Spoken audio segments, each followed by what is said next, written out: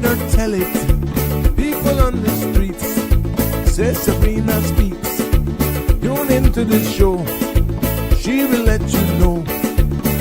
Tell all your friends and family.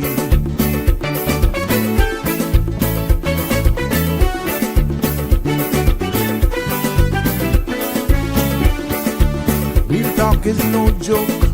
You get the news straight up from grassroots and concerns. You hear some people gone. So tell all your friends to tune in to Good evening, Cayman. I'm Sabrina Turner, and welcome to Sabrina Speaks, your daily dose of clarity, truth, and community insights. Every weekday from 5 to 6:30 p.m., we're tackling the issues that affect you, from national headlines to grassroots concerns. Whether you're in traffic or winding down your day, this is your chance to hear it straight and speak your truth. So buckle up, Cayman. We're not holding back. This is the show. We gotta let you know. Now we got to go.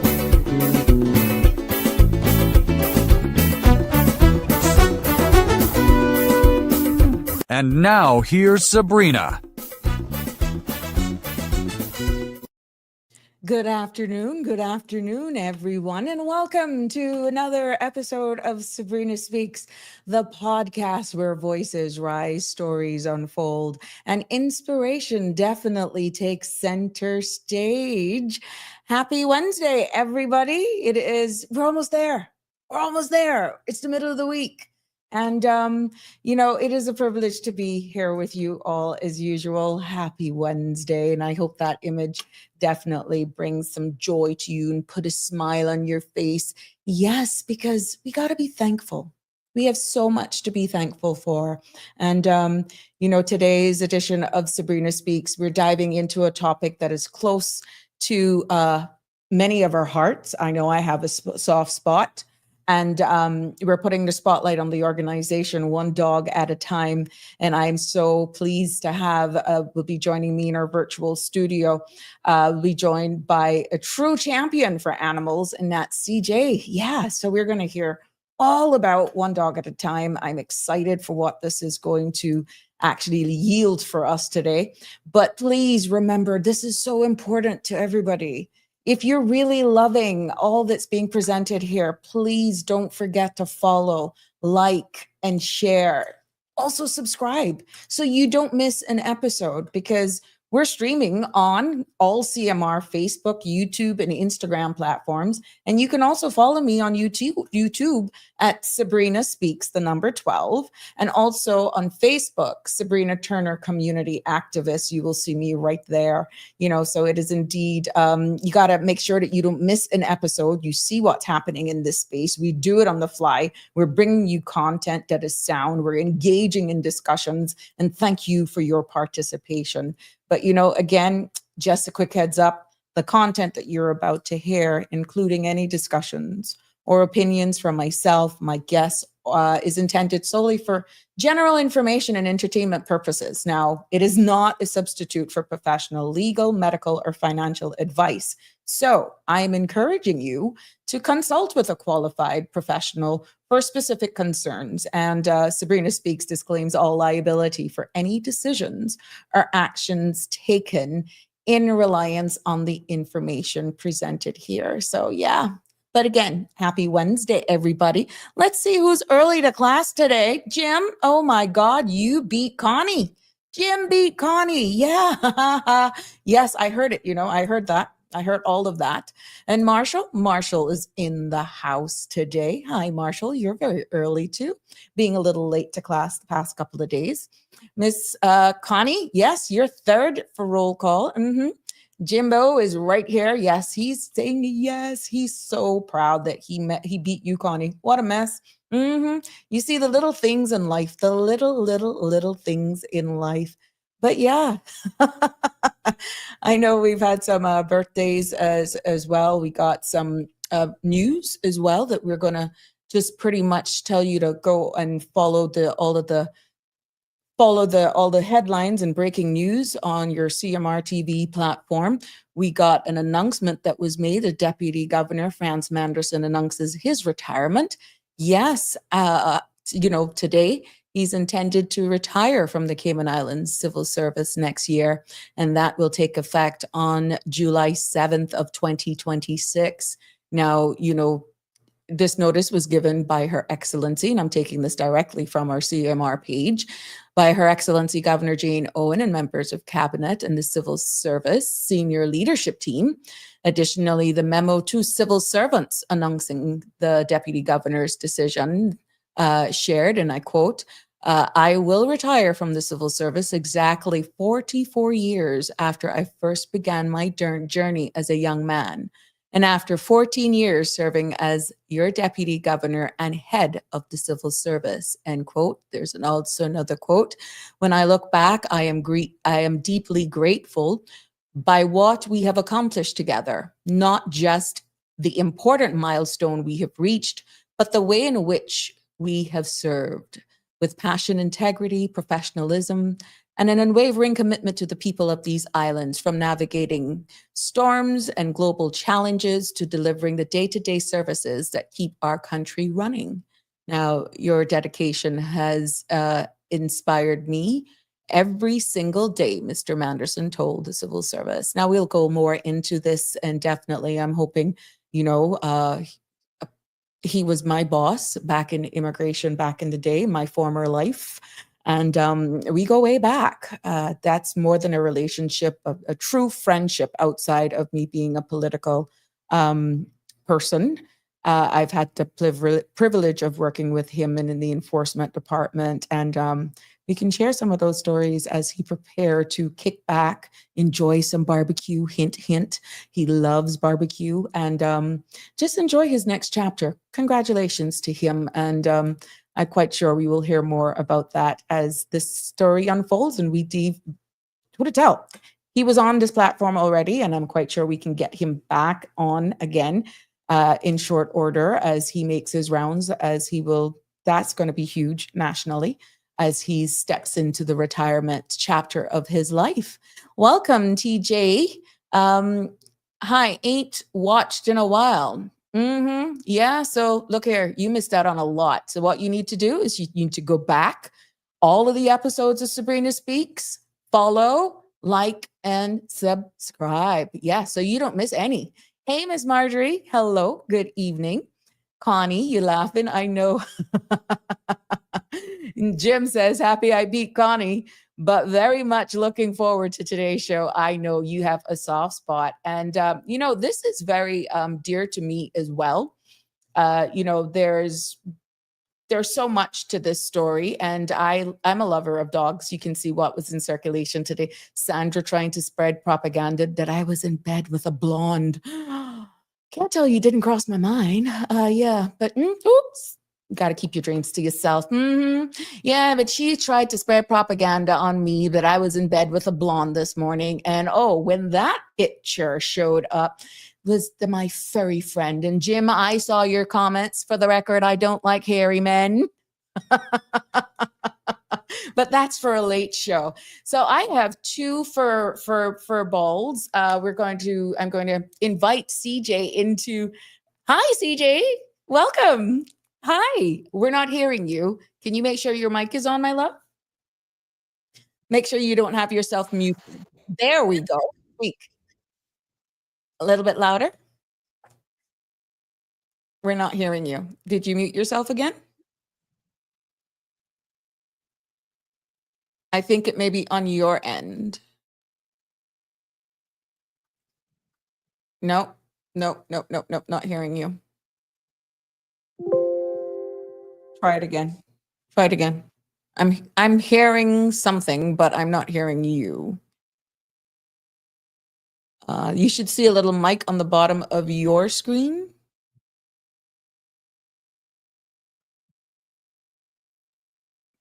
Nope, not hearing anything from you at all.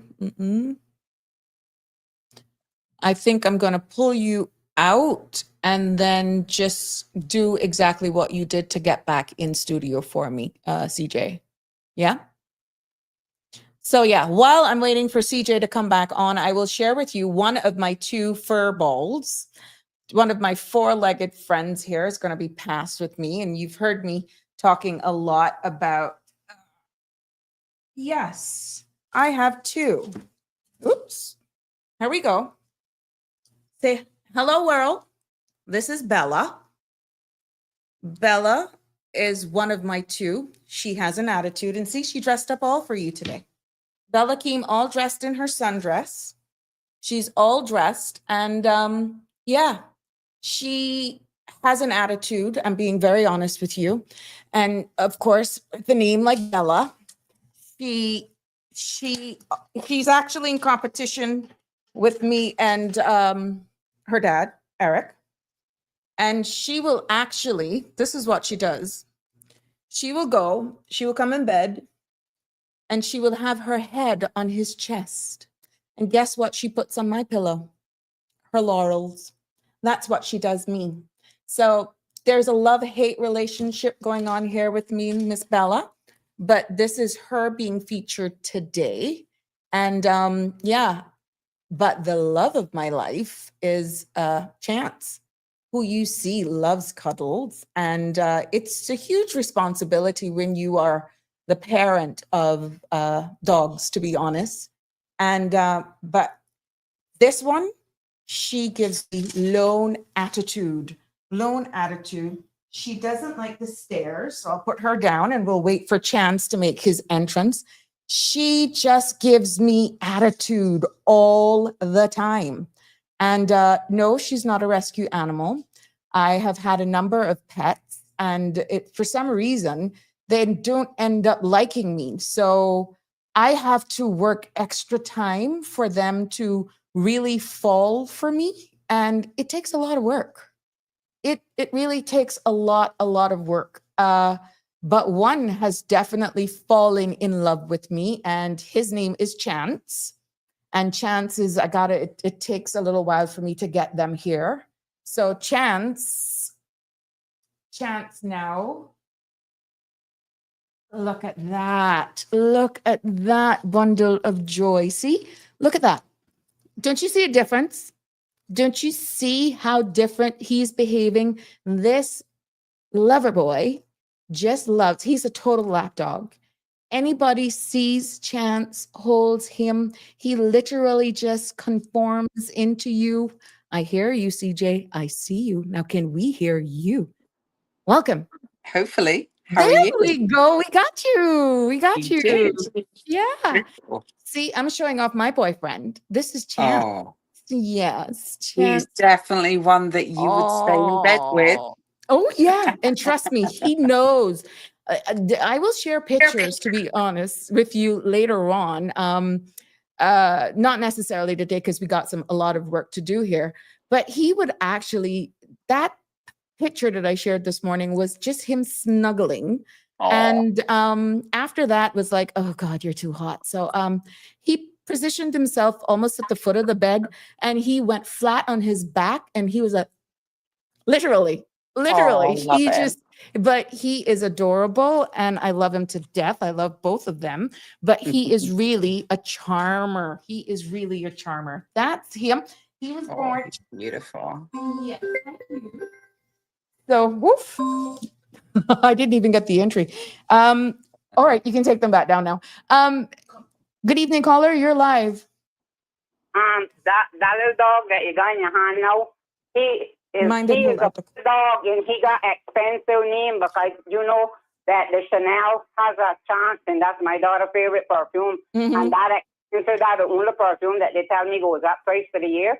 So he chose a good name, Chanel Chance. But that other one, that person, I don't like him. Well, Chanel is actually the sister of Chance. Well, Chance is mine. I can't get in, but Sandra wouldn't let me back in. Oh. But they expensive. They got expensive taste, expensive name, because that's the only perfume. So when she went to New York, she called me to buy it in the airport. Then she called me to find it because I get it cheaper here because I'm a VIP at Kurt Fever. You go, girl. You go, girl. So but bad. I tell her it wasn't that bad because she said at the later time, and anyway, you she won't have to pay the tax. Mm-hmm. But expensive name, Chanel Chance, that's one, and they tell me that that's the only perfume that goes up twice a year. Mm-hmm. So, Mm-hmm. good name, but that little second one is beautiful. And I'm so fond of dogs. I prefer cats, but as we had plenty of dogs, we had July, we had Stinker, we had Black Lady, I had a lot of dogs. Those were their names. I had a Chinese Chow. He was put in black with black tongue, and he was bad, but he got killed. And then after that, I wouldn't get no more dogs for them children. If I had that, I don't think they would have been as sad, and they got embarrassed them in the yard. They had children crying, all kind of thing when they was small. And then after that, I wouldn't get no more. Yeah. But Chance and Chanel, they got Expensive names. Mm-hmm. Whoever name, well, I know you name yours. I know you got good taste, and then whoever the sister, the brother. So kind of you. That was like my donkey. Since I had the Sonny, and I had Jack. So then that is the second one for them. That other one, I fancy his legs too hairy, and then I don't like plenty of hairs neither. I agree with you with Jim. I don't like hairy stuff. And I get with my husband, he had beard and moustache, and I made him cut them off. I said, I don't like nothing like that. Wrong me, especially jugging me on my face. Okay. You can't come wrong me to kiss me because I get goosebumps when. CJ, we're getting it all today. I don't like a lot of hair. I don't even want hair on my ears. That's why I cut my hair like that. I can't stand nothing on my ears or nothing like that. I don't like hair. I'm glad I'm not a hair person.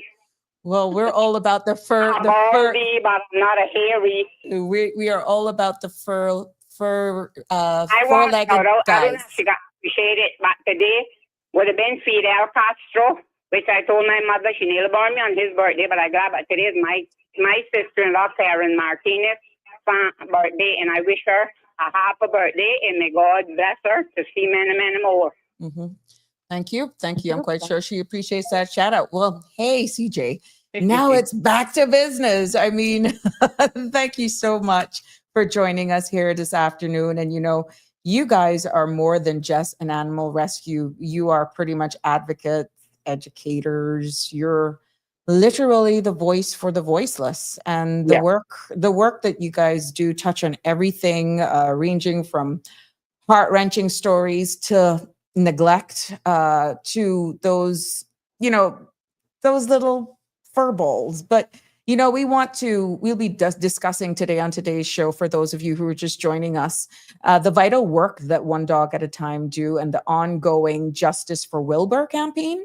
And pretty much, I guess, if you want to go, you can probably look even at the legal landscape surrounding animal neglect and how we can all do or become better advocates for our four-legged friends. Not everybody is blessed to have the love and the surroundings that Bella and Chance are actually given.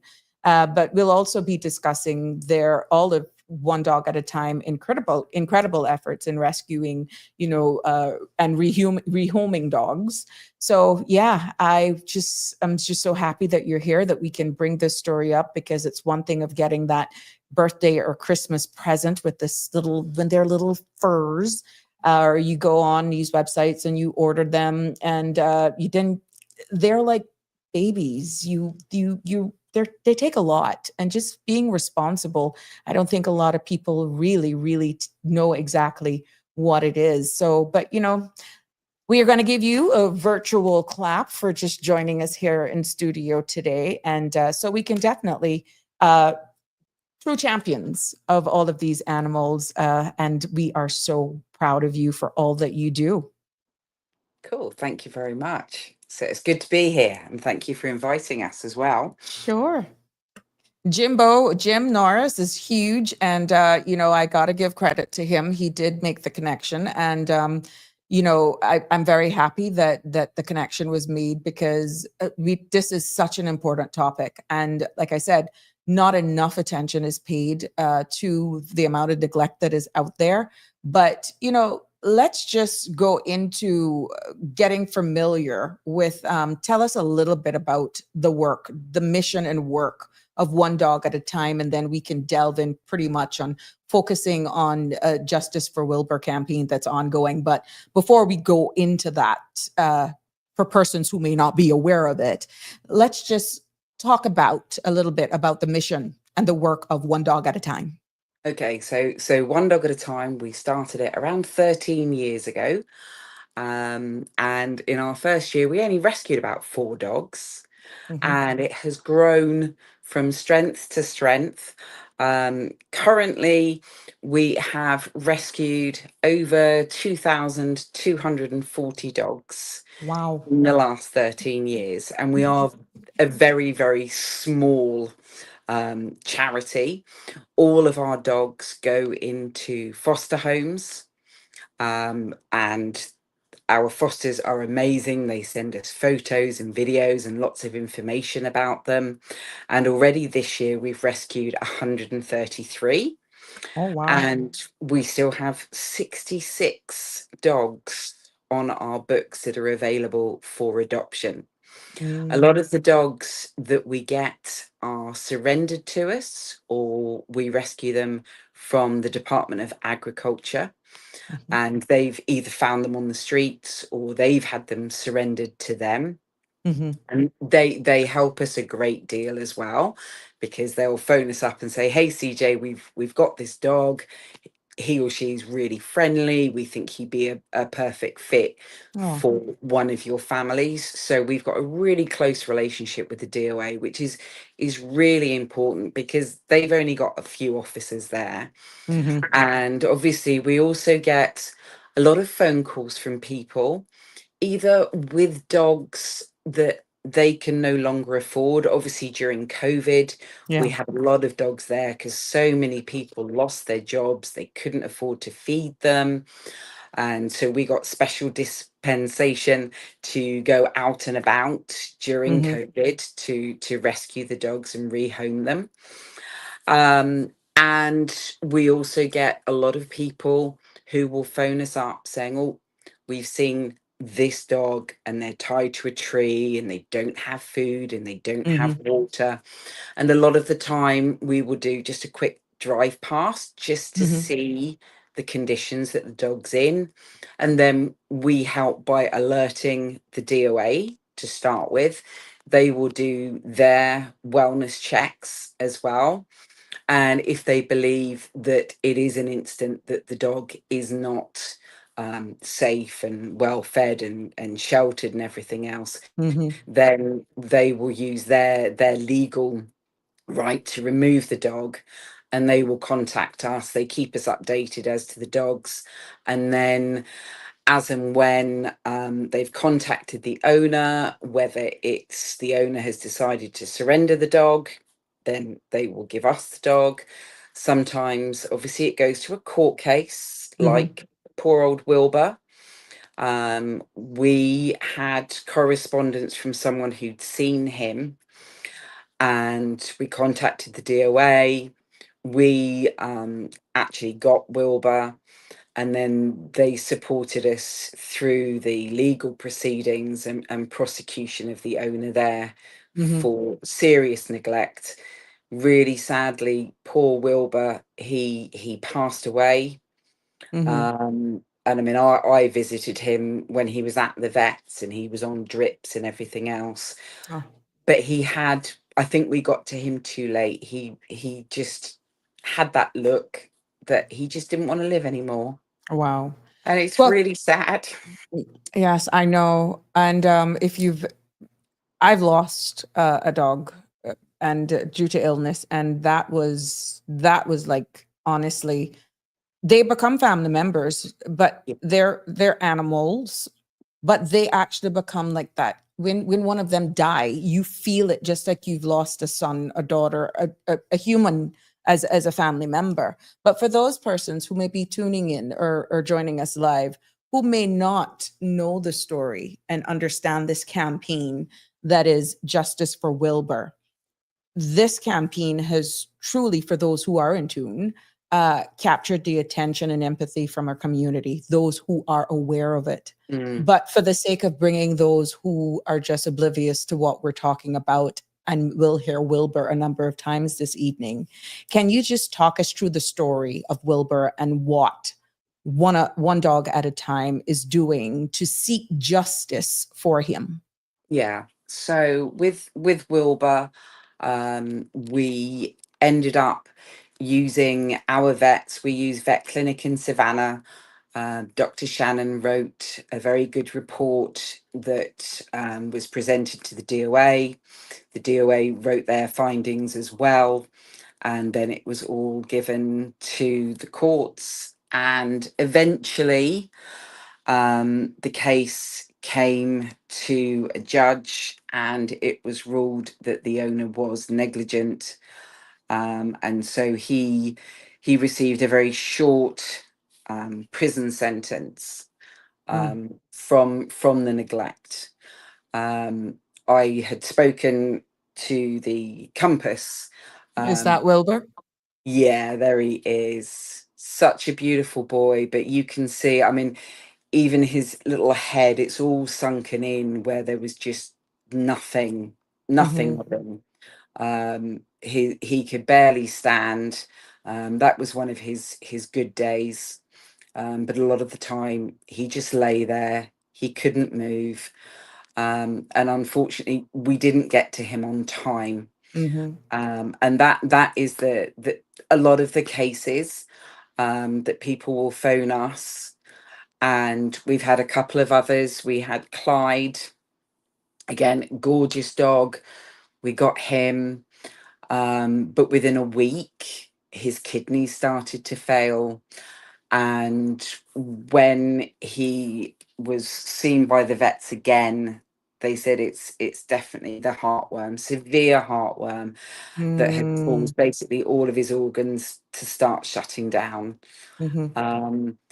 So it's just making people aware. If you see a dog that looks rather skinny, and obviously there are dogs that are built to be skinny as well, or if there are dogs that you go past that don't have water, they don't have food on a regular basis, then just let the DOA know, let us know, and then we can follow up, because there are so many little furry friends that we could save.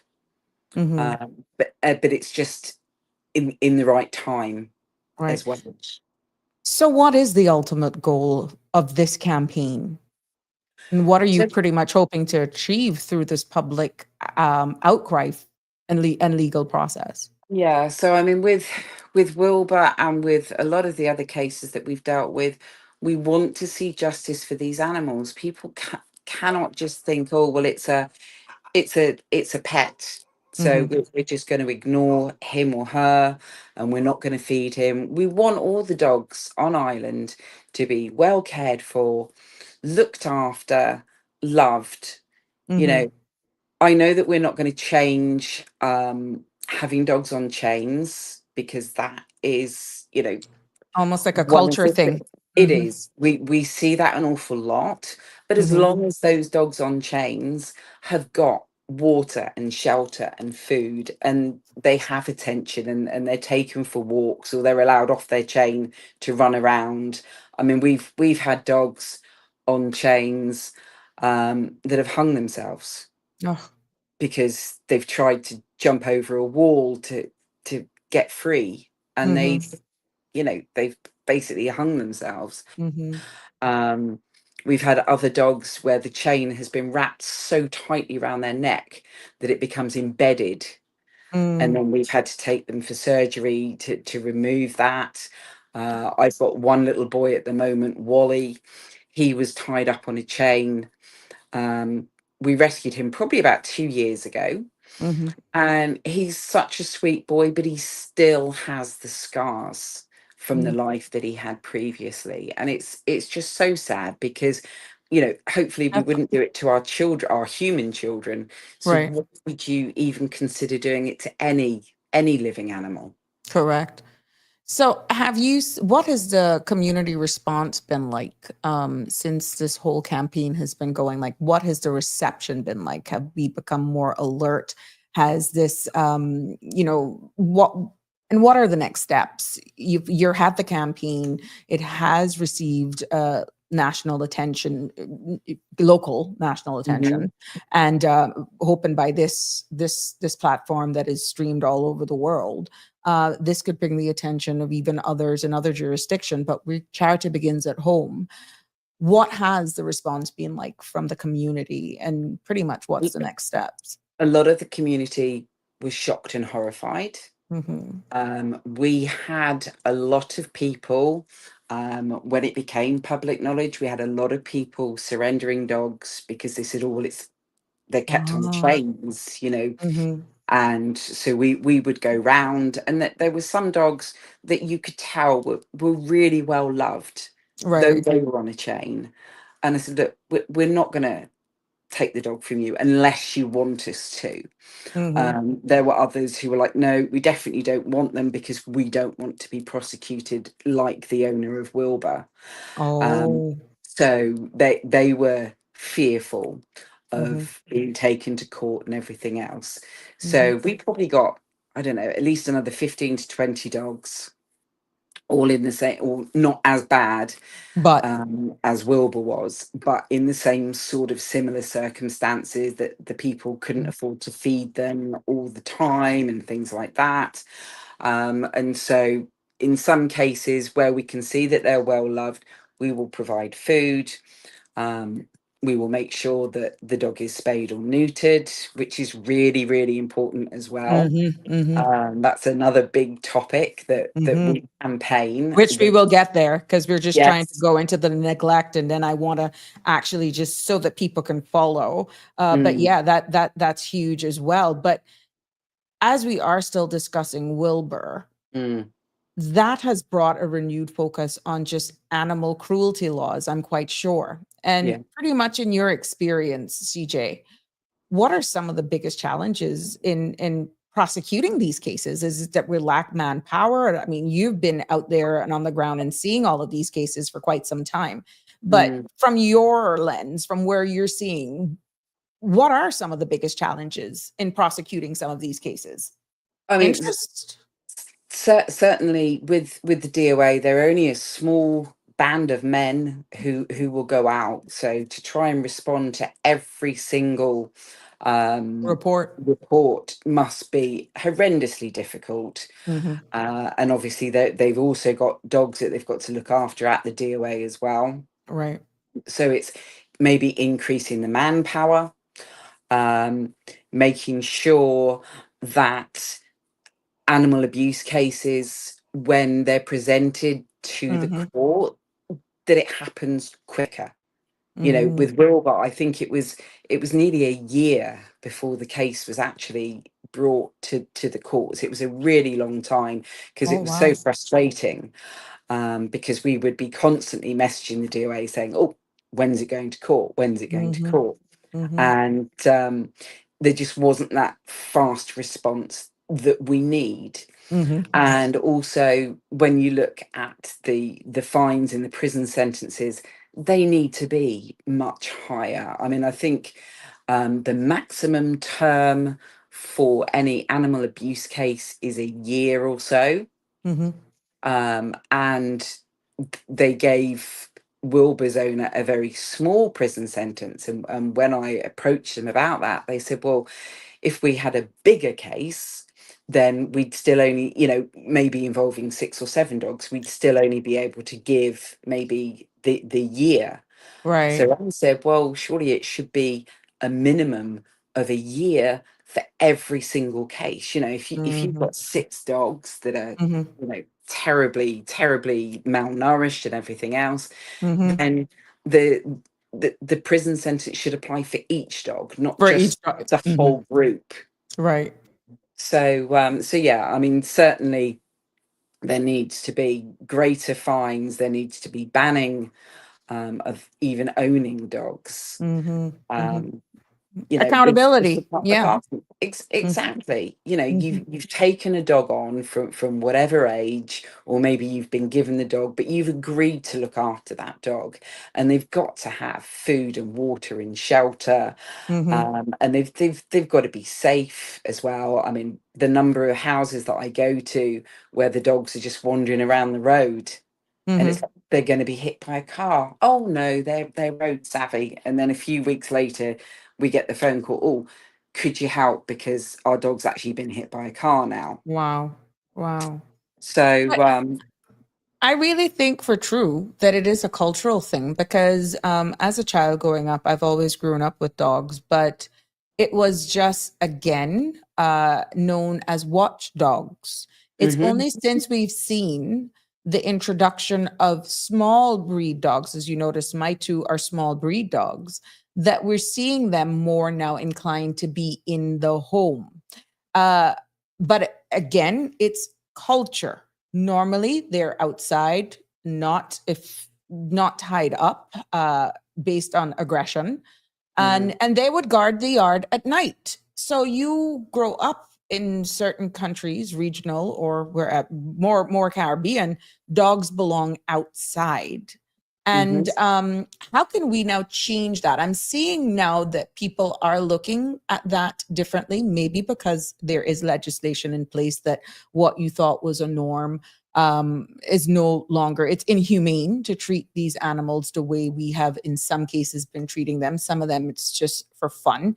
You would mm, tie things on their tail just to see them run. You have seen what has happened with even fireworks and firecrackers. Some would yeah, just have fun with that and tie let's say pans on their tails so that when they hear the noise they keep running and trying to figure out where. I mean, it can be comical, but that can be considered abuse. They're trying to get away from this noise, can't figure out where the heck this noise is coming from, mhm, and bang, run out into a car. yeah, Again, that goes back to culture and what we're saying, and through advocates like you, like yourselves and your like yourself, an organization like yours. This is how we actually educate that no, that's not right. mm. And it is very difficult to re-educate people. We certainly run numerous education programs. So we visit schools and play groups and, the girl guides and things like that.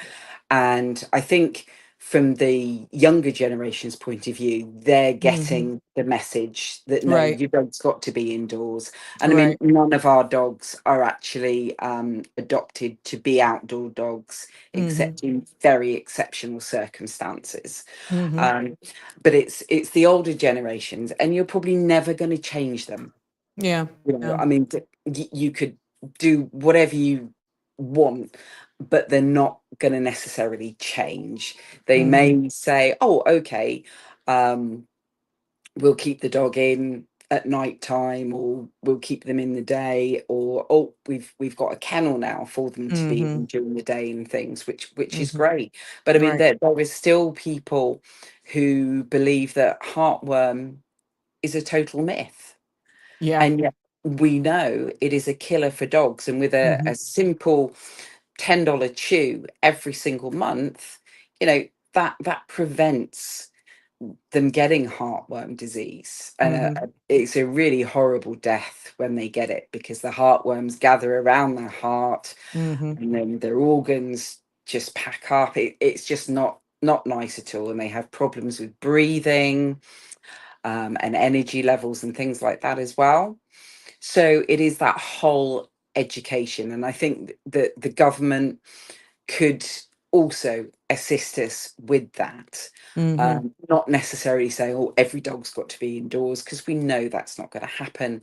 Hmm. But if every dog was microchipped, at least when we find them, we'd be able to return them to the owners. Hmm. And quite often, if we do find the owners for the lost dogs that we find, and we find a lot of them, believe me, Hmm. um, quite often the owners will say, "Well, actually, we don't really want them," Hmm. and so they surrender them to us. We find amazing homes for them, and they live out the rest of their lives in luxury, basically. Right, right. Compared to where they're coming from. Yes, Now yeah. you touched a bit on the heartworm prevention. Mhm. Why is regular treatment with the preventative like heart guard so important, and especially in our climate, worse Yeah. even outside? So, oh no, definitely. So obviously, it's the mosquitoes that can be infected with the heartworm, and if Hmm. they bite your dog, and it only needs one mosquito to have the heartworm inside it, um, and it bites your dog, then all the microfilariae, they start growing, and then before you know it, there's heartworm throughout the dog's body.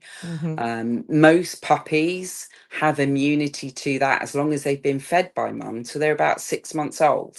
Right. But we always advise sort of the dewormers, for example, that all of our puppies have.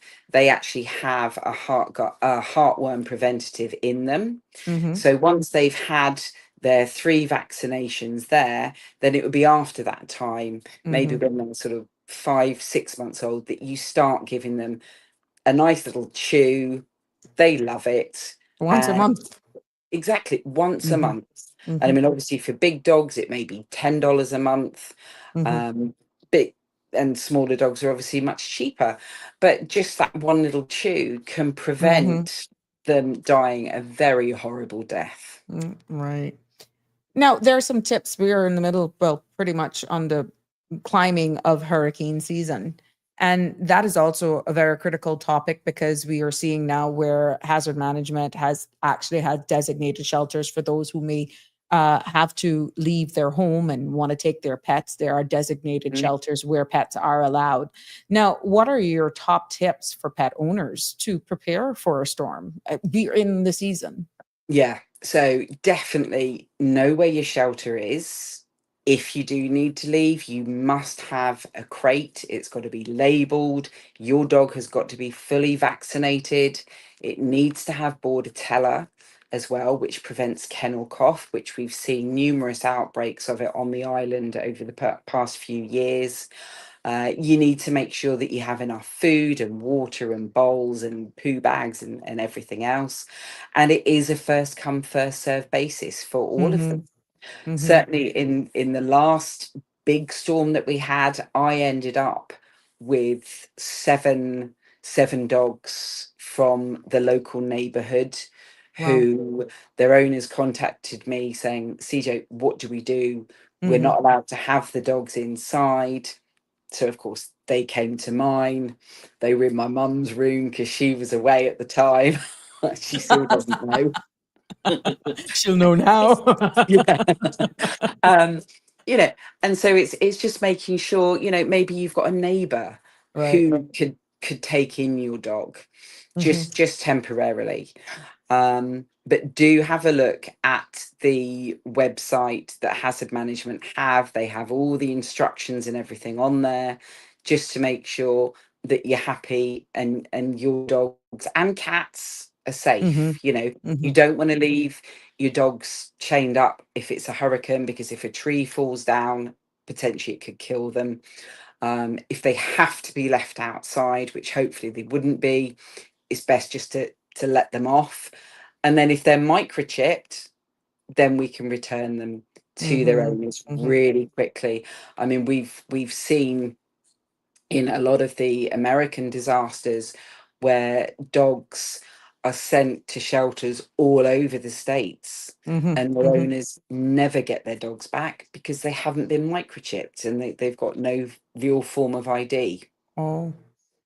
So it's really, really sad. So it's just making sure that you're aware that your house, you know, if you've got several dogs that are going to be anxious when it's hurricane season, get some calming tablets. They're available throughout the island. Make sure you've got enough food and water for them, and make sure that, you know, they can roam around for a little bit and have some exercise. But I mean, all of my foster dogs, if there's a hurricane coming or even a thunderstorm coming, they are absolutely dead quiet. They know, they absolutely know. So that So it's that's why it's important for people to not think, oh, they're animals, they have an instinct, they will actually help themselves. It is very important that you try to give them a safe shelter in the event of inclement weather. And for those who may actually have the luxury of living indoors and have space for them, how do you deal with those animals that get fatigued, that can't take the sound of thunder? I know mine get all antsy and all that sort of stuff. What are some of the calming things that an owner can do to just help calm those pets who may just get jittery just by thunder. Yeah, I think it's things like having a radio on, which will work during a hurricane, not necessarily a TV because you'll Mm-hmm. probably lose cable, etc. Um, but having different sounds to calm them, be reassuring to them yourself. Right. Even if you feel, oh my goodness, there's a hurricane coming, and is my house going to survive? Just convey as relaxed a feeling as you can for Mm-hmm. them, and just Mm-hmm. show them that you're thinking about them. Let them go up on the sofa, and if Mm-hmm. if your dogs are indoors, and your neighbor's dog is going to be outdoors in a hurricane, Mm-hmm. then just say, hey, would you like us to take your dog in for Mm-hmm. just whilst the storm passes? Mm-hmm. It's also cats and things. I mean, it's fireworks. They're horrendous as well. One trainer said to me, well, what you need to do is put fireworks on your TV and then gradually turn up Turn it the up. volume, and so the dogs get used to that loud noise. But it doesn't really help, not Mm-hmm. all the time. Some of it works with, but you can also approach your vet, and they can give you ideas for calming things. There are also plug-in calming machines that you can get. um, Even the little children's, like the night lights, Yes. things like that glow, and they play some nice calming music. Use one of those. If Mm-hmm. all else fails, cover them over with a blanket or a cloth. um, and then that will calm them, because they know that they're safe. And if you can put them into maybe a crate or a playpen or something like that, so they've got their own little space, maybe with some toys and things, Mm-hmm. then that will help them as well. Yeah, we need a lot of education still, I feel, and that is why community education is key. I think you actually run a program as well. Yeah, yeah. Do you have a communication education program? Yeah, so we will go into a variety of schools and youth groups, things like that. We've done a lot of work with the YMCA, and we will go in. We will talk to parents and children about how to look after a dog and things. We also do just socialization sessions, if you Mm-hmm. like, with some of our smaller puppies.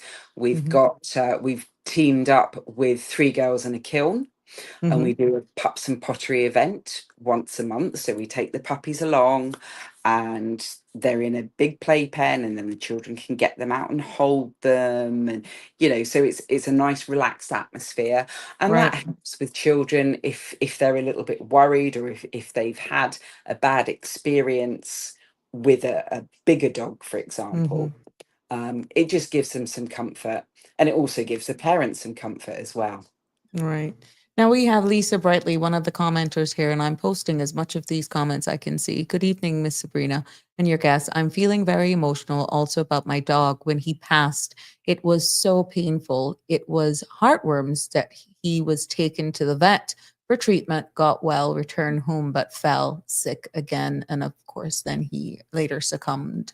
So again, this is so key because people not even understanding when you take them out for walks, or in a case where your dogs are actually staying outside, the Mm, high population right now, mosquitoes are like crazy right yeah. now.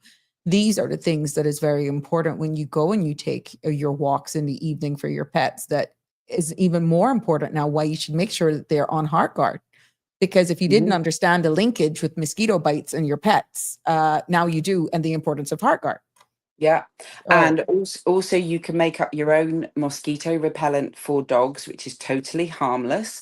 You use the gold colored Listerine, and you mix it with an equal amount of water.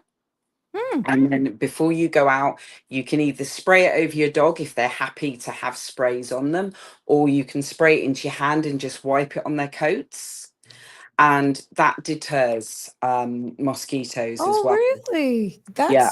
And I'm quite sure somebody about, would any other mouthwash work or that one specifically? The That brown one listerine. seems to be the best Mm-hmm. best one to deter them. Obviously, there are more expensive mosquito repellents for dogs on the market, but Mm-hmm. that's the cheapest one that I found. Right. And it's effective as well. And obviously, if they live in kennels outside, you can spray around the area Okay. with the Listerine again to deter the mosquitoes. So it is really, really effective. Well, I'm glad you share that here. And people may be like, wow, they didn't know that. But we have a Rosita Brown who also is commenting. I have 3 large, medium, and small. Love all 3 to death as they love me, their mama. They are indoor. I was one of those people who used to spay dogs to who used to say dogs don't belong inside. But for the past 3 years, they have been my world. I keep them clean. If you came to my home or if you come to my home, will the only will a dog is there is if you hear them. Okay, the only way you'll know a dog is there, and that's if you hear them. They are very protective of their home. Thank you, one dog at a time, and care care you are Yeah, care so that's CARE, some the are other awesome. Okay, organisation. yeah. So yeah, I actually have an appointment to go to Dina to get my eyes checked because I think these screens, since I've been doing this, my eyes have gotten worse. So please forgive me, Rosita. But yeah, good for you. At least you see what I'm saying, CJ. A lot of us, these dogs that we have, a lot of Caymanians, it is cultural. And I think another commenters was saying earlier on, we had that there were outside guard dogs. Yes. And, what I have, yes, they're small dogs that can be very feisty, Lana, and good to see you here on the platform. And, we didn't grow up with small dogs, which I alluded to. It's only recently that they have actually been introduced here. But all I know of are big dogs and used to call them mutts, but everybody now wants pedigree. And if you can go into that, some of the smartest dogs are what we define as mutts. But can you break that down for us? What's really a mutt? It's basically a mix of dogs. So we like to call our mutts Cayman coconuts because they're a little bit of everything that we find really. Right. Obviously, there's a high prevalence on Ireland of shepherd mix, pit bull mix. They're the common ones that we get, and they're just absolutely fabulous. We But love it's all of funny. them. It's funny how they're actually scuffed at. That's an old mutt. But yet, because I'm not into big dogs as such. I guess the older I am, to me, they're easier to manage because the bigger they are, the more I guess exercise and activity that they need. They need to go out. And my lifestyle, a smaller dog works for my home, and I'm Mm. quite sure that's one of the things when people are looking at possibly adopting a pet, a dog. Maybe you're a cat lover, but for me, I'm a dog lover, and small dogs work. Now, doesn't mean that I didn't try cats as well. I had a rescue cat, Wally, and it just didn't work for me. But I'm more a dog lover. So these are some of the things that people actually have to take into consideration because even though Bella and Max are so small, they actually still have to get their walks, and you can see their Mm. demeanor once they come from those walks twice a day. um it's just totally different versus when, let's say, it's raining out and they can't go. They run around, they do circles in the living room, and they're just going crazy versus when they get their walks. So Mm. you got to know what suits, one, your personality, two, your household, and three, why are we so dismissive when that's all we knew were our local dogs, our mutts? So that's interesting. Yeah, And they're smart. they certainly are. Yeah. And we got a caller, CJ. Good evening, caller. But I wanted to say, I never heard the name much in a long time. But while I say, yes, I agree with Jim that the penalty because some people are too cruel. Like I say, I tell you why. I don't say that I don't like dogs, but I was bitten by a dog and the dog had rabies. That's why I'm scared of dogs. Mm-hmm. But my and the only breed dog that we had was the Chinese chow. The rest were what we used to say, like common dogs. We call them. What corner was in Mobile, but we still treat them good. And my husband was an animal lover. He had guinea pig, he had goat, we had parrot, he had cow, and then the last thing, but I used to say donkey. Cause a donkey that, I don't know if you heard the story about the donkey the animal farm right down in Fort Pearson, that donkey that they had to put down, that was our donkey, you know. He was Pedro Castle first, and he looked like he had to go by dogs because the only dogs had come across up and then Eddie we had to call Dr. Benjamin, and then the wee hour of the morning it was a Malinois, 2 pit bulls and whatever. That was a thing. And then after he went out Pedro Castle, the police tell me dogs attack him up there, but he never died. And then I got pictures with him. We used to rent him to Taco Bell. Remember when they had Taco Bell? Yeah. That's a long time. We had him in cousin Nick. After they get him out Pedro Castle, I had him named Jack, right? I tell him that my 4-legged son. I got 2 sons, one with 2 legs, one with 4. They changed his name to I forget what he said. And I tell him, I said, well, I tell him it's donkey, but I know. And he said, well, that was some name they changed him to. He said that was Bill Ray grandmother or something name. I said, well, the donkey was mine because that donkey came from Edna Moyle. He was a Californian donkey. Bill Ray by him in 1988 when we were in New York. Like he had went England to Spain, and when he come back to New York. But we never came home till He came in December, and we now came till January, and he bought him. And when he tell us that he had a surprise for us, but it was a miniature. He was miniature, and we used to rent him to the Catholic school when they were having fairs and things too. I got pictures with him with my son and then Peter with a Mexican sombrero, my brother-in-law by him, and he was a put a donkey. I see some donkeys in Miami one time, and I had to ask my friend what that is, and she said, that's a donkey. I said, well, I got a donkey, and he put it. He don't look like them. But anyway, I agree because there are a lot of people that because they're dumb creatures and they can't help themselves, they will hit them and run over, and I do agree with that. And animals got rights in the States. Because one time when I went to Tampa, this frog, when my sister yard, he was jumping in, I was going to hit him. And my sister said, no, girl, she said, if they see that and report that, you will go to jail. She said, animals got just as much rights as humans. They'll treat animals up here. And I agree because they report dumb creatures. But then I said, and then, well, our cat was a snowshoe. He couldn't be outside. And right now he died, but we got him, he cremated. We got his ash in a little several ranch. I pay $180 to get him cremated because he fell sick during the weekend. And we even tried to get the vet to come because he was afraid of kennels. You couldn't put him in a kennel because I used to call back and call to come and shave him and think, and we used to call the mobile vet.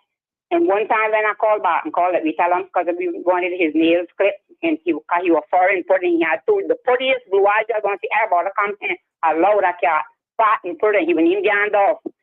And one day I called and they said, no, we don't do cats. We do dogs. I say, because cat claw too. I say, well, listen to me. Let me tell you something. He's not a cat. He is a human. That was the lovingest cat I ever see because I didn't want him. My son got him from one guy that was working at the International College when he worked at that. And the story on that is the guy had to go home to England. And he wanted to carry the cat, but they said cat had to get a chip and he had to get a passport. And he was going on rollover and he gave him to my son. And he bring him home. But I tell him no animals wasn't staying at this house. And when I come, he had him out in the bathroom. I'll never forget that evening. And him and some boys were outside. When I come inside, I hear this thing bawling up in the house. And I said, but I hear a cat. And I kept going around in circles looking to see where this song was coming from. And I say, I know I'm not talking about cats, but I won't tell her. And I said, but where that song coming? Then when I went by the bathroom door, and when I opened the door, he right by the door. And I mean, he shoot out, he frightened the hell out of me. He went clean through my leg. And I ran outside, and I'm not going to tell you what's this, because I cussed up and them boys said, because they had known. They said, we gone. Julian, you're going to get it today. And I said, and then I said, get him out and put him in that book. But then after that, we had loved him to death. And Nurse Solomon used to tell me that she didn't see no cat that wouldn't steal. And I had called her and told her, I said, listen, Nurse Solomon, I'm going to tell you something. I can bring it on her. So I got one cat in my house. I said, you need to take that back. Because he didn't used to eat nothing but his own food. And to me, cats are cleaner than dogs. He didn't use to poke no way up and heavy. Had his little box down in the utility room, and he would go to that. You couldn't find peanut. When people come here, unless they see him, they didn't know a cat on this house. And he was a seafood cat. I had to buy stuff with salmon and tuna and stuff. And the only thing that he would eat outside, and it was funny because one time I had some, he used to come back and then he see meow, meow. And one time I had some onion rings and he was begging and I said, you're not going to eat this. And I told him, and funny, he ate that. But the only other thing that he would beg for outside of his cat food, because we used to give him the meow mix. And then he didn't like the wet one too much. And the only thing he would eat outside of his cat food is if you open a tin of tuna fish, don't care what part of the house he was, he would come in here and get down by his cabinet, by your foot, and you could put some in a little plate. He did, but you could have put anything on the table, anything on the stove. You know, some cats jump on your stove and your table and in your garbage and all that. Not him. The only place he used to jump up in here was on my sofa back to look out through the blinds. And then when we take him out in here, I'd like to eat grass. But sometimes he would jump out. We were afraid he'd go out because he couldn't survive outside. And we used to put the leash on him and carry him outside and make him eat the grass. And then after the guy comes, that he shave him and things. He say, yes, mom. He say, and I tell him, I say, he's a feline cat. He like it to scratch his back and touch the base of his tail and thing. When you touch him, he will lay down. And after that, when I call Animal House and they hear gone off, if they never even had an appointment, they would fill me in and come quick. Thank you. Good for you. You were blessed. And we used to carry him to the vet. And let me tell you something, if people can get animals are expensive. To me, animals is just as, if you got to carry them to the vet, they're just as expensive as carrying a child to the hospital. You're quite right. And that's why you can get them. We're all about responsible pet owners today. I get them and what the store that woman gave you about the chain and one dog neck. I see that in the article, Wilbur, Jesus, this is to see his rib that they should have put whoever that dog was for in jail because when we had the dogs, they were outside, but we had the dog house. Built for them that when weather come and stuff, they didn't have to be out in the rain and we used to feed them. And if you're not going to feed them, that's like having a child. If you're not going to take care of it, why get it? Right. Why get it? Because thank you. You got feeling, and they're, like I said, they're dumb creatures, but then still, they deserve it. So if you got to treat them, why get them? Thank you. Leave us there, caller. Thank you so much. And the penalty should be more, but you can kill people around here and get a slap on the wrist. So I guess they think the animal's not going to rate. Well, we have advocates right here. So CJ, let's shift a little bit to some of the positive stories. I know that you've rescued earlier on in the show, you said that you've rescued 133, but you've are you actually a part of those those dogs who actually get shipped off if persons overseas want to adopt some of our dogs that you rescue? Are you a part of that as well? And looking at this year specifically, what are you doing for those success stories? Yeah, so this year we've rescued 133 dogs. Obviously, we used to send an awful lot of puppies to the United States. Then back in August 24, the legislation changed, so we can't send them now to the States until they're at least 6 months old, which has had a massive effect on what we do. Obviously, this year we've had a lot more adoptions on island, which is really, really good. And we've had adopters in Canada, and we still send dogs to the States as well, but obviously they're much older, so we can't send as many because obviously it's one dog per crate, whereas with the puppies we could send maybe 3 or 4 in one crate.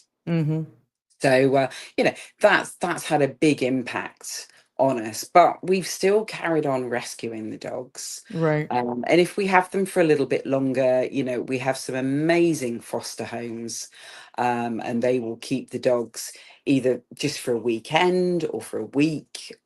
We've got 2 who've actually kept their dogs for months, because they just love having them.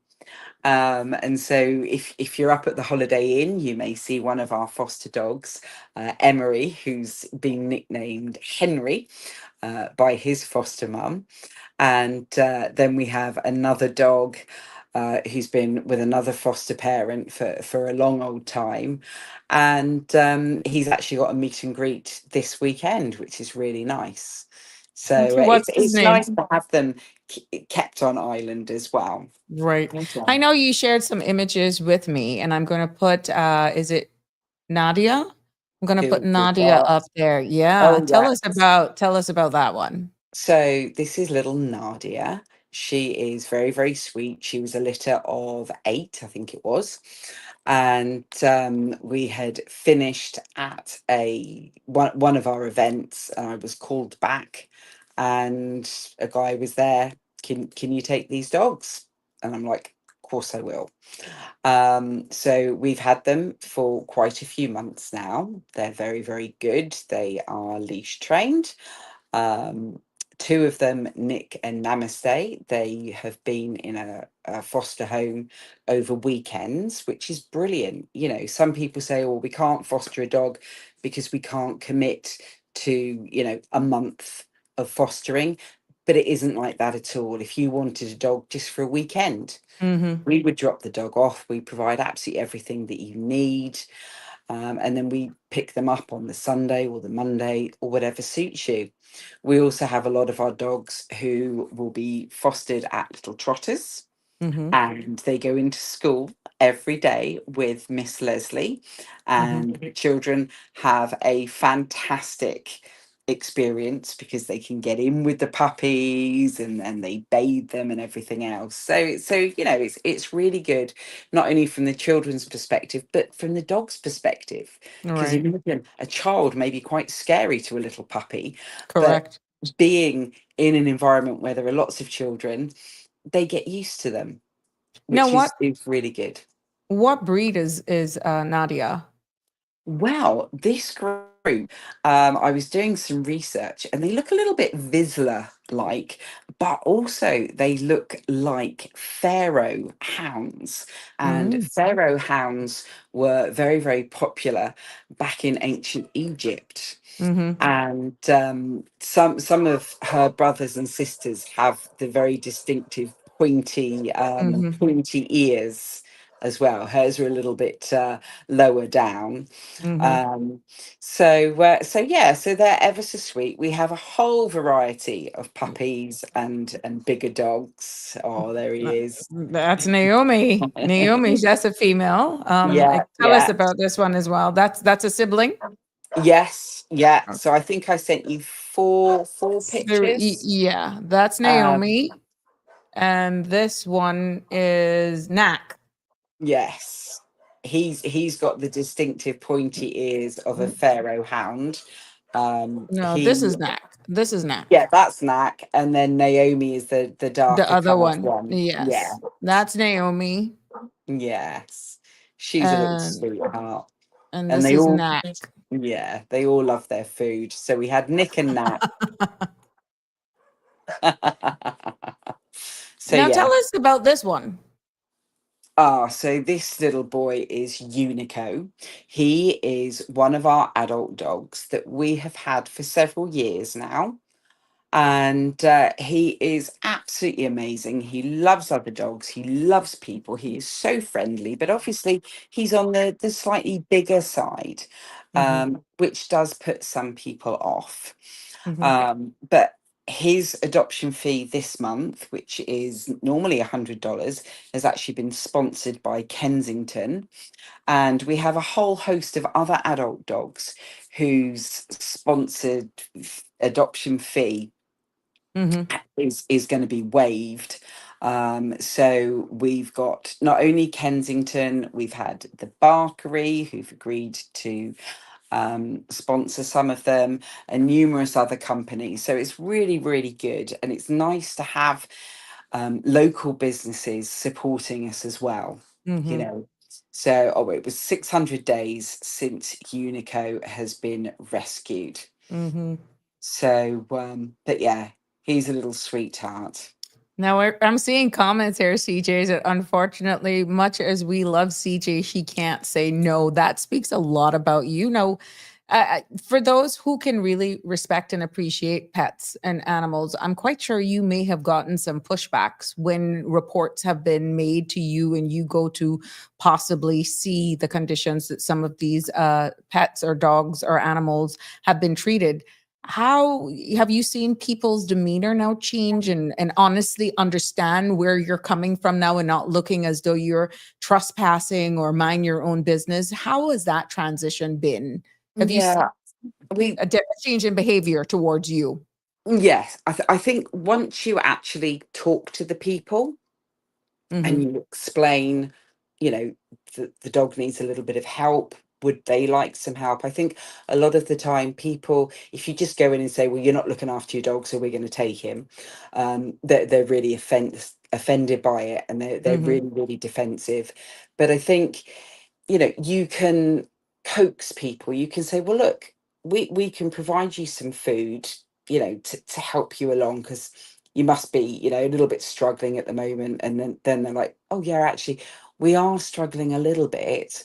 mhm. And then you may go and visit them 2 or 3 times. And then they'll actually say, do you know what, CJ?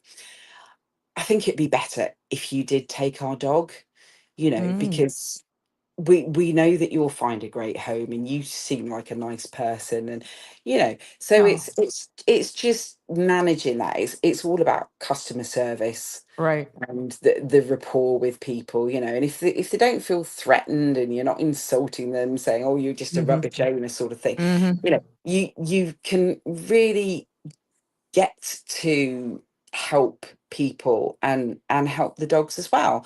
And right. we've had other cases where the owners are adamant that we're not going to take them, and I'm like, that's absolutely fine, but can we help a little bit? Mhm, you know and we do see community dogs come through to us, and they say, oh, we can't afford all of their vetting. Do you think you'd be able to help out a little bit? And mhm. wherever possible, we do. And I mean, with the skyrocketing price of spays and neuters and Ye things like that, we'll always say to people, look, if you can help with a little bit of a donation, Mhm, then we can help you get your dog fixed. And we do that as well if, for example, we've had a litter of puppies surrendered to us. mhm. We'll always speak to the owner and say, well, would you like us to fix your female dog as well, so this doesn't happen again? And they're like, Yeah. oh, that would be great. Mm, So it is just working with people and making sure that you're not insulting them or being, right. really bossy or anything. And you give them the respect and care that they want to give their dogs as well. Now, Miss Carl, hey, I put it up here, but we gotten a lot of comments. She mentioned that CJ and One Dog at a Time are the best. I got my rescue, little Bonnie Bones, 3 years ago from Yes. CJ, and she was a bag of bones when I adopted her, hence the name Bones. One Dog at a Time also runs the best thrift store on island. Please support them. There you have Miss Carol definitely supporting it. Tell us more about this thrift store, CJ. So the thrift store is run by volunteers. So we're always looking for volunteers to help with shifts. And we have a whole plethora of items, from Mm, brand new clothes, still with the labels on, to maybe gently used coffee makers and lampshades and furniture and everything else. And you just come along. We have monthly specials as well. I think I sent you one of our amazing August yeah, flyers. I'm getting to um, that right and now. you can buy lots and lots of clothes and things at a discounted price. And I think we are the cheapest thrift store on island. There we go. We have a massive volume of clothes and household goods and cushions and scuba gear and books, and you name it, we sell it. Where are you Um, located though? How can people find you? So we are on Arthur's Way. So if you drive down to Burger King, which is on the seafront, there's a tiny little road just before you get to the Sagicor building called Mm-hmm. Arthur's Way, and you drive all the way down there, and we are just in there on the right hand side. Oh. Yes. Interesting. So you're And down on it. Mhm. yeah, so we will collect donations from your house as well. And if it's big bulky things like furniture, we will collect that. And then we either sell it through the store or through one of our online sites as well. Um, and if it's really big and bulky, then we've got a removal company that will help us move anything like that. Now, how do you actually run this operation? Do you get government assistance of any? Let's say, do you put on any like coffee events, tea? What type of fundraising efforts do you do all of that sort of stuff in order to keep this organization running? How do you get Yes. donations or funds? Yeah, so we don't get any government support at all. So we have to do all of our fundraising events ourselves. And we're only, as I said before, we're only a very small charity. But we do lots and lots of different fundraisers. The Pups and Pottery that we do each month, that's a good fundraiser for us. We do the Good Guys Car Wash. We've done Christmas tree biscuit decorating at What Was Fresh. We do quiz nights up at the Foundry near to Salties in Grand Harbour. We've got coming up a beach disco and walk your dog event Oh, nice. in the evening, which is partnered by Island Soul. We do car treasure hunts. You name it, we do it. Christmas time, we do a lot of movies, which we get a sponsor for, and then any money that we make all goes to the dogs. Um, and all of our money does go to the dogs. We're all volunteers, so we're not paid for our work at all. And we love doing it, but obviously we've all got full-time jobs as well. Right. So sometimes it can be a little bit tricky.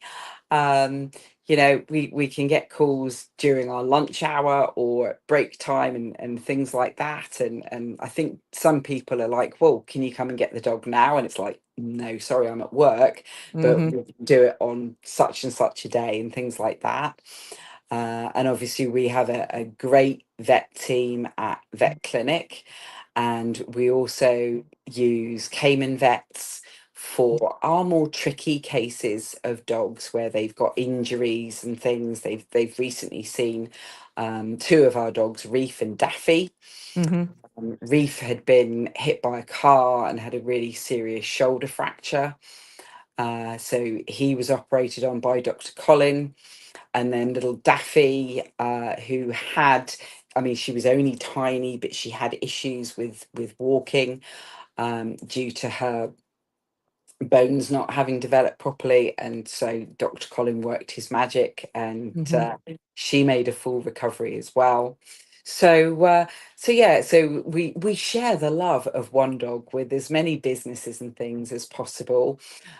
We also have our big raffles at Christmas and at Easter. And we have lots and lots of companies who will donate super prizes to that, from weeks away to vouchers and things. So it is really a community charity. We also have food fairies every month. So people can sign up either to pay us some money so that we can buy some food for the dogs, or they deliver bags of food and cans of food to the thrift shop as well, this way when it's open. So we do loads of things like that. You can also sponsor dogs and puppies. And So donations, pretty much the community can help out by donations, fostering, volunteering, just being an advocate. And as you like rightfully say, if you're at the supermarket and you want to pick up a couple tins or big bags of food, they can always drop these donated goods for for the dogs. You do cats as well, right? Yeah, we One dog at a time, but still, do you do cats as well? plus cats, yeah. So Okay. we've had a spate of cats and kittens recently, but we've also rehomed guinea pigs, goats, Oh my God. rabbits, Sky's the limit for you guys. gerbils, and that's where the team say that CJ never says no, Says because no. I Okay. don't like to see any animal in distress, and if we can help them, Why not? I've had lots of baby chicks here because they've been found down drains and things. Oh. So wherever we can help animals, we will help. We've never We got rescued a donkey. we got one caller. Good evening, caller. You're live on Sabrina Speaks. Yeah, me again. I wanted to tell the lady, I don't know if she could do this, but I think they would get a lot of good money from that because I know a lot of bingo lovers around here. So maybe if they could do a bingo night and they could, Yes. what it could do is like what we used to do when we used to play, or the people that they played at their home, the pot, they call it whatever, you charge so much, like maybe save 10 cards or 5 cards for $10 or whatever, and then depending on the amount, money you get, you cut like you take maybe like a 20 or a $30 out of it, and then the rest if for the person that bingo. And I know a lot of bingo lovers around here because I'm one. I love that game. That's the only gambling game beside the lottery that I like.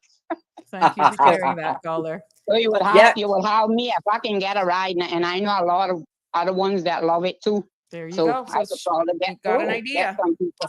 Yep, you can, and I don't think it's gambling because it's for a cause. It's helping dumb creatures what can't help themselves. So I don't think that they should call it that because they don't.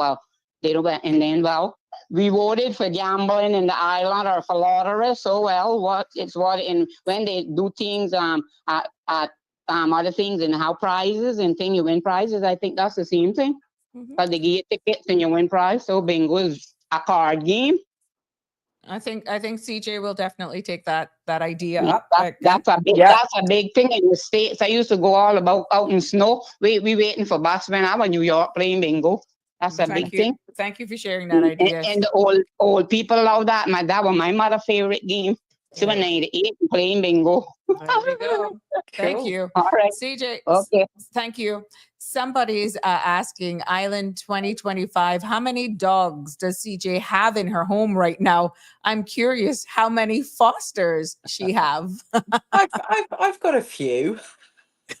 I've got a few. They all start with me, and then they go out into foster homes and things. So three have gone out today, which is really, really good.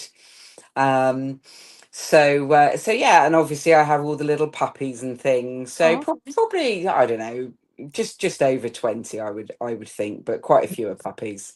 CJ, you have a heart. Jim is saying CJ is a godsend and works alongside some beautiful earth angels. But it takes unique people like yourselves. You obviously have a huge heart for animals. One dog at a time, I think, is limiting you because of what you actually describe here on this forum today.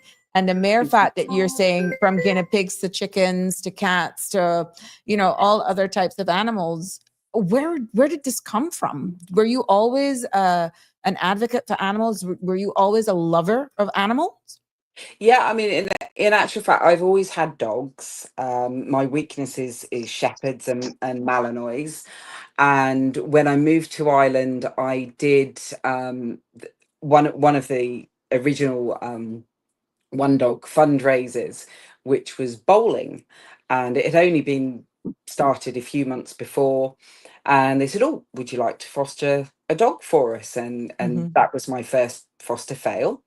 So I had I adopted Jem, who I renamed Daisy.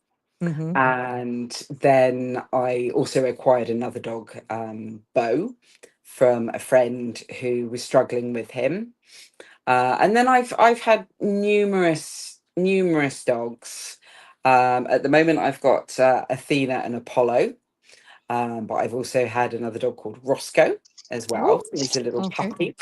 So yeah, so we just love animals, and as you said, somebody has got to speak out for these dogs and cats and everything else. Mm-hmm. And sometimes, the state that animals come to me in, sometimes you think, oh, I wish they could tell me what they've been through. And then I think, actually, no, I don't want to know, Mm-hmm. because you've still got some that you'll put your hand to stroke them, and they cower away.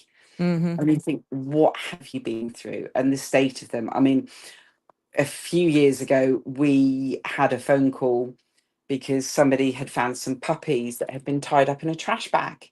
Oh my goodness. And some of their little toes were missing because they'd been eaten by Oh. rats or crabs or whatever. I came out of a meeting one day to find a box next to the tyres of my car, and it was all duct taped. And I called over to the security guard, and he said, oh, I didn't see anyone drop it. When I opened it, there were 3 puppies inside. Oh my goodness. And you just think it's just horrendous, some of the things that we go through. Mm-hmm. We had another couple of puppies that were found, and one of them, Bebe, had been so hungry that all she'd been able to eat was sand. Oh my And the goodness. sand had compressed into concrete because her body had tried to absorb as much water as possible.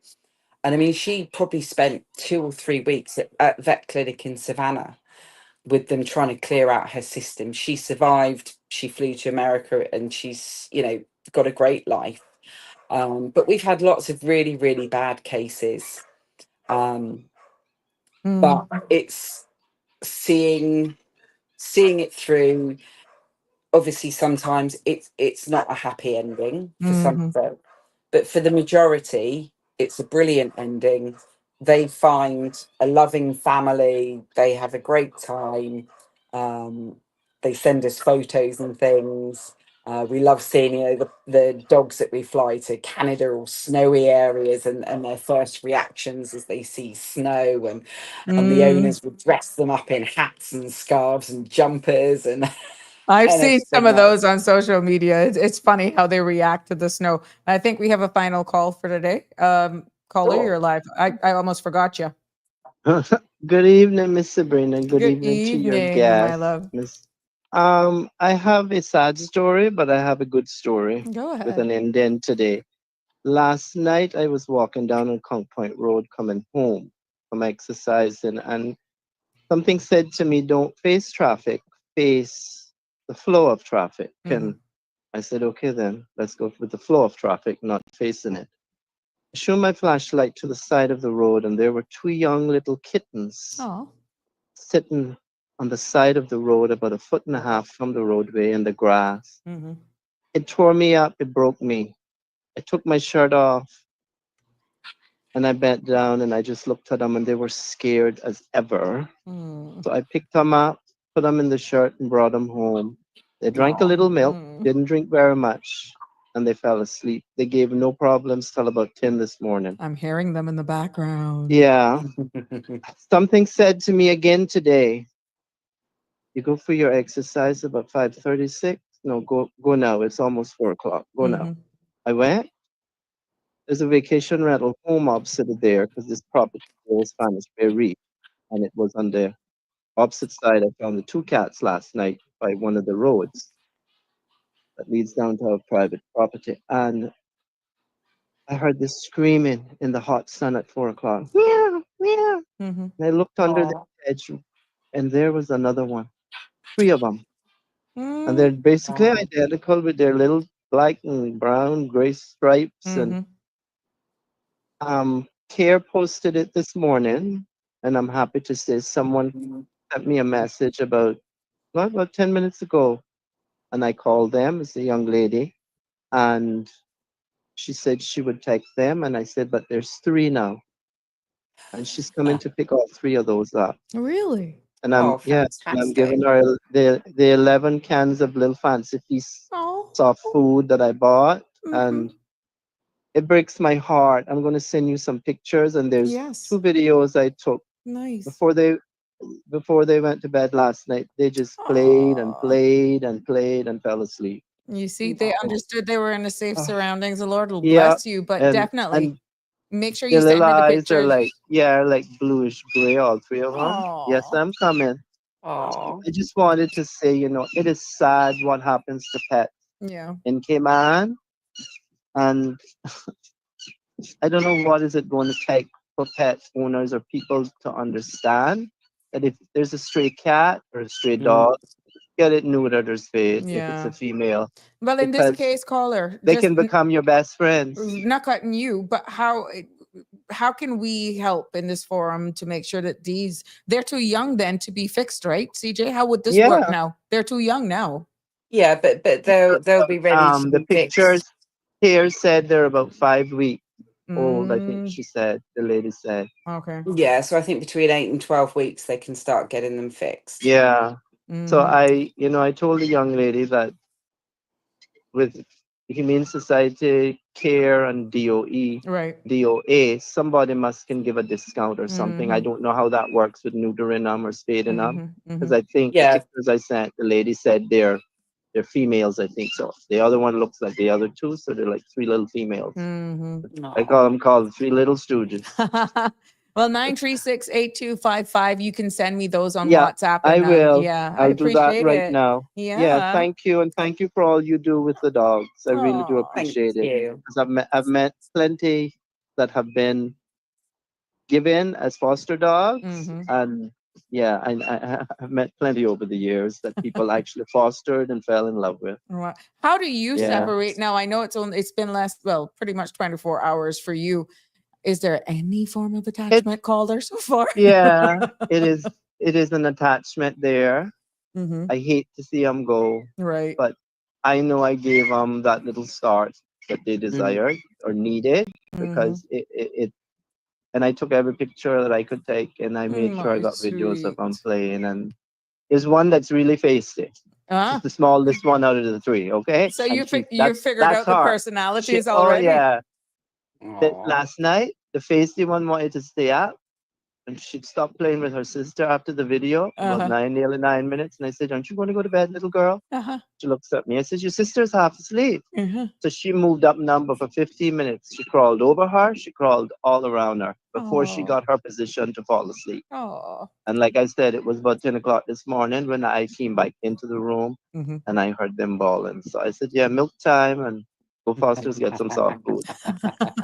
So yeah, thank you. And I'm happy it's ended. Yeah, there's an attachment. Mhm. And I'll probably just ask the young lady to just let me know how they're getting along as Mhm. they age and progress, because yeah, there's an attachment there, but I know that I gave them a warm Right. and cool place last night to stay, Mhm. and they had food, and they've been out in the yard on the grass, and they feed. They haven't pooped yet, Mhm. but you know they know they were somewhere safe, so Right. that's what Yeah. meant. So thank you very Bless much you. for what you Bless do, your heart. No, and Yeah. I'll thank send the you. pictures over shortly. Yes, thanks.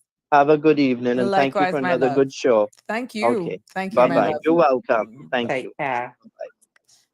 Yes, Oh. CJ, you see that? Because I was going to ask you the same question when that caller about attachment, getting attached and being a foster parent and that sort of stuff. That separation part, that must be something that you're only a temporary parent, foster parent, Mm. but there must be, if you really genuinely even make that first step of, hey, I would like to be a foster parent, and it may take longer than you anticipate. How do you actually get over that? And not how do you avoid getting attached is what I'm saying. Because you have had, I'm quite sure, hundreds have passed through your hands over the year. Yeah. And How I always get attached, do you- and yeah. whenever they're adopted, particularly if they're going abroad, I always cry because of just, oh, my little baby's going. Mhm. But for a lot of our fosters, they will say, okay, we want a dog that we know has got a fly date, Mhm. so that then they can't get attached. So we'll say, okay, the flight is next week, and they'll say, right, that's brilliant, especially if they've got young children, Mhm. because the children get attached. Yeah. But by being able to say, well, the dog is actually going to his or her new home in a Mhm. week's time, that gives them an out as well. Right. And obviously, we do have some people who will only have them for a weekend, Mhm. but we have some people as well who will have them for a lot longer. So Mhm. we're very flexible. We can drop them and pick them up, and obviously if it's not working, we will just go and collect them anyway, and then they'll try with maybe a slightly older dog, because sometimes people think, oh yes, we'll have puppies because they'll be easy. Yes, they sleep for 20 hours of the day, but they also just poo and wee and things like that, and Mhm. you know, for some people it can be overwhelming to have that. Right. So whereas the older dogs, they're leash trained, crate trained, you can take them out for walks and things. So, you know, we've got all ages and all sizes to suit everybody, really. Mm-hmm. Mm-hmm. Well, there, I got some pictures that are coming in. Look, Oh, cute. Look at there. Oh, these are little kitties. oh, and there is a plethora of kitties as well. Mm-hmm. I've been contacted by numerous people, and we've adopted out a puppy and a kitten, and a cat, quite often now, Mm-hmm. um, which is really nice. Mm-hmm. Good Oh, for look you. at that. I'm just getting these images to share as we continue in this discussion. This is amazing. And you see the power of community. I'm going to share Jim's story as well. Jim is so excited. There we go. That's them playing in the grass. Oh, Yeah. how adorable. How Look adorable. at those You really, ears. you're right. You really wonder how people can actually abuse them, to be honest. Let me just share Jim's story. Jim says, we absolutely adore our Whitney, adopted from one Oh, dog at a time. I swore I was not going to have another pup after losing our last four within a 3-year period. mm, Whitney has definitely filled the house again with unconditional love, keeps us entertained, and has us continuously smiling. Thank you, CJ and One Dog at a Time, as well as all others who continue to help these beautiful, innocent creatures. Oh, how sweet. Also, yeah. that's why Jim is always so happy. See, we got to thank one dog at a time. Connie, you see the secrets coming out? Yeah, that's why Jim is always bubbly. So it's that adoption, Connie. So we're getting to know a little bit more about Jim. But you know, CJ, the story here is incredible for all of the work that you do, for all the information that we have shared here, for all of the persons that have called in, for that last caller in rescuing these adorable kittens, and Mm. for the person who's willing to give them a forever home. What would you like to say? Like, what would be the greatest takeaway? What would be something that would really just hit home to understand in totality the importance of government's involvement, making sure that the necessary resources are given to agriculture, that proper legislation is put in place so that bad actors, bad owners are actually held accountable?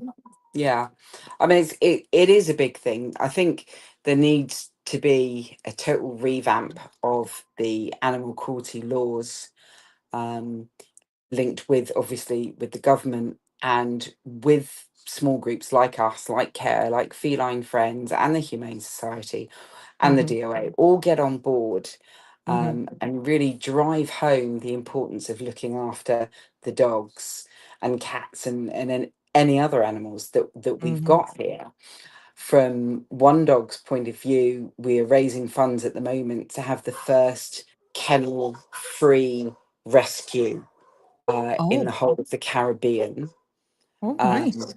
so, and it's mainly for our older dogs, because Mhm, older dogs are very often just overlooked, or we don't want an older dog. And it's the puppies that move continuously into new homes. But we've got some dogs like Unico, like Erwin and Xanadu, who you haven't seen pictures of, who have been with us for a long old time.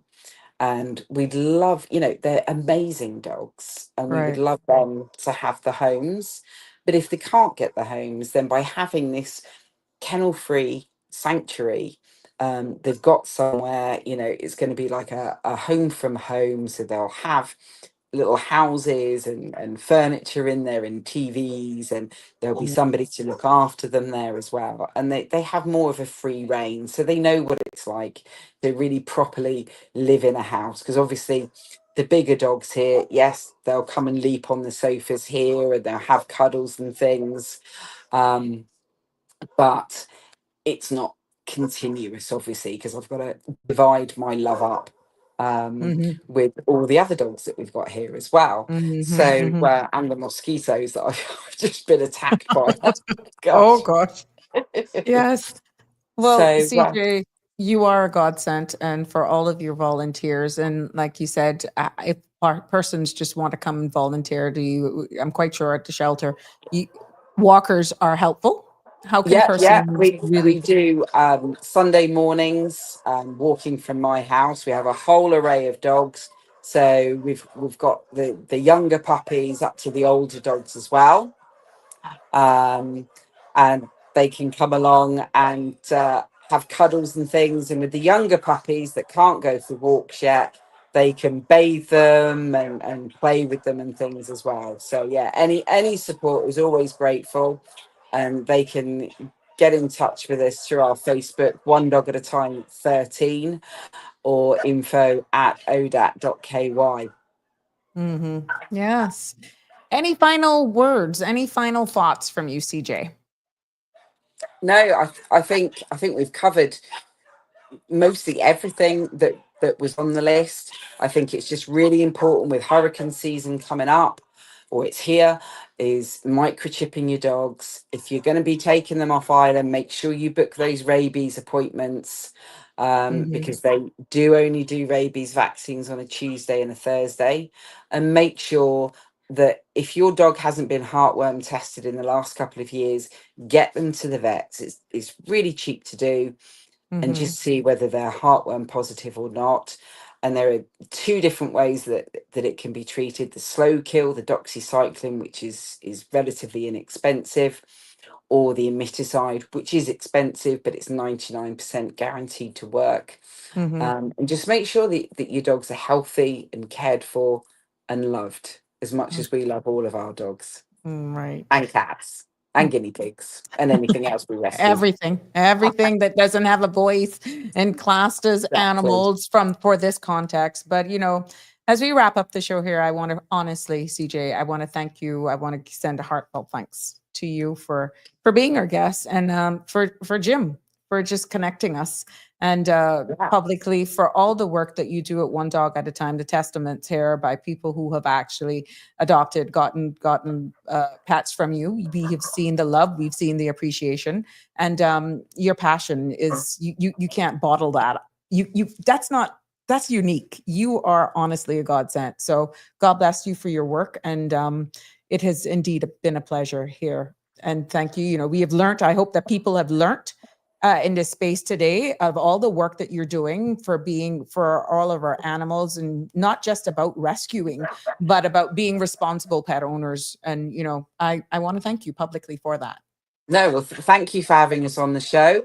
Always happy to come on and have a little chat and listen to some of the wonderful comments from your callers as well. Well, we got the students here are different, but we appreciate them all, and that's what's making this space a success, to be honest. But people like you who are understanding the platform, we're all about engaging, informing, and educating, and where we can help in this context, we definitely will get it out there. So stories like, justice for Wilbur, and, the critical information about spading, neutering, and just a heartworm prevention, and linking that even to mosquitoes.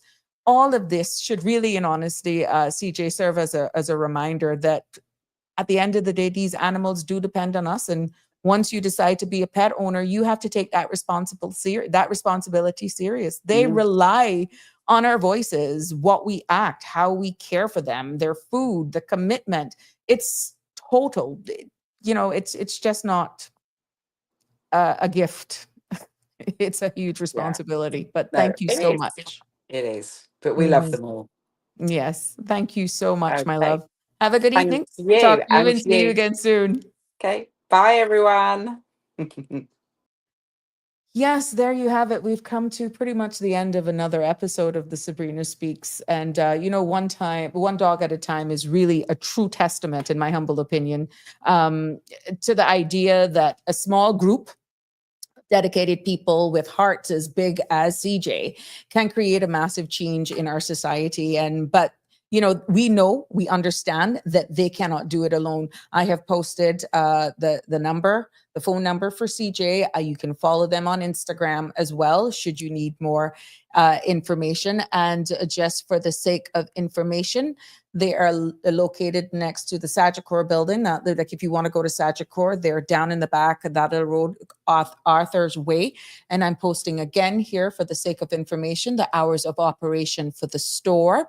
And as CJ alluded to earlier on, they have amazing specials there. They also take donations as well. Kids' clothes and shoes, including uniforms as well. 10 items for $5 or $1 each. They also have ladies' tops, $10. 10 items for $5 or $2 each. Ladies' dresses, just $3. And other adult clothes and shoes, just $2. Anything $25 or over is 50% off mark price. And let me just hide this here so we can see the rest. And so anything under $25 is just $1 or $2. So those are the amazing August specials. Definitely go down there to One Dog at a Time off Arthur's Way, Monday from 11 until 3, Tuesday from 12 until 3, Wednesday, they've already closed from 12 to 3. Tomorrow, though, they open from 11 in the morning until 3 in the afternoon. Friday from 11 until 3 as well. Saturday, 9 to 5. And Sunday, yes, they're open on Sundays from 9 until noon. So if you're busy all during the week, definitely doing all your last minute stuff on Saturday. Whatever you do in the morning on a Sunday, you can go down there at 12. They close at 12. So you can sleep in a little bit and then still have time to visit them there at their store from 9 until noon on Sunday. So that, whether you choose to pretty much adopt or foster or volunteer or simply make a donation, every single act of kindness matters. And if you'd like to support their incredible work, I encourage you again to visit their pages, follow them, subscribe to them, visit their website, or just pop into the store. Give CJ a call. But I want to thank each and every one of you for tuning in this evening for another episode of Sabrina Speaks. And I want you to remember to be kind. Please remember to be compassionate.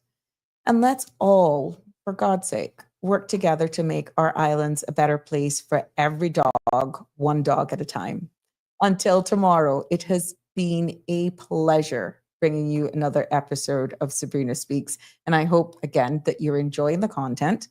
The Cold Hard Truth will not be on tomorrow. We're going to send thoughts, prayers, and blessings up for Sandra as she does her procedure tomorrow.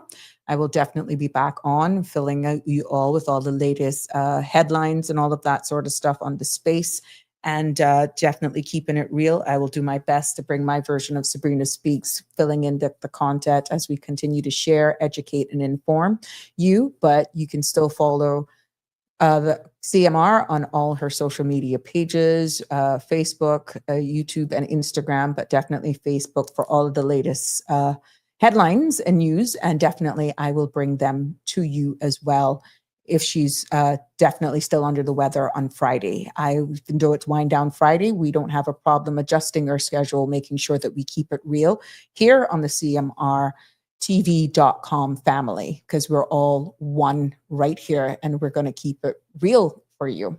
So until tomorrow, please do have your safe and fabulous hump day, Wednesday. We're halfway there.